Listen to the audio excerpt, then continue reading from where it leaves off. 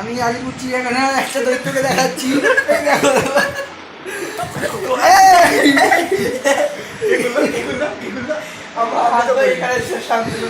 গতকাল সে কলকাতা আলিপুর চিড়িয়াখানা থেকে পালিয়ে এসছে।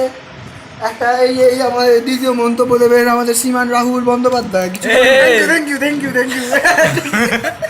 শুনুন, পরশুদিন হঠাৎ করে আমাদের বাঘের পাশের যে চিড়িয়াখানা যে জালটা ছিল, দাঁড়ান, যে খাঁচাটা ছিল সেই খাঁচাটা হঠাৎ করে আমরা দেখতে পাচ্ছি কোনো পশু ছিল না।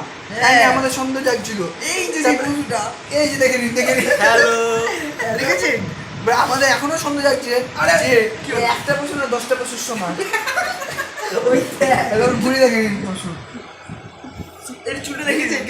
আমাদের আলিপুর চিড়িয়াখানার মুখ্যমন্ত্রী শ্রীমান শান্তনু ব্যানার্জি কিছু বক্তব্য রাখবেন। আপনার কিছু বলার জন্য অনুরোধ করা। পালিয়ে গেছে, আমাদের খুব লস হয়ে গেছে। এই পশুটিকে যত তাড়াতাড়ি সম্ভব আপনারা যদি কোনো খবর পান তো তাড়াতাড়ি দিয়ে দেন আমাদের কাছে। হ্যালো চোপা, এই যে আমাদের শ্রীমান শ্রী শ্রী দেবজিতা মামানন্দ কিছু বলতে চান এই পশুটির সম্বন্ধে।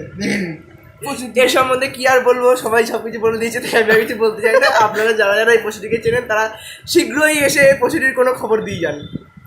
আপনাদেরকে শেষ আমার মানে বক্তব্য এটা, পশুটি মানে এই পশুটিকে যদি কোথাও আপনারা দেখতে পারেন শীঘ্রই আমাদের এই 102030405060 নম্বরে ফোন করে দিন। যে এই পশুটিকে খুঁজে পাবে তাকে আমরা 25 লক্ষ টাকা অ্যাওয়ার্ড দেবো।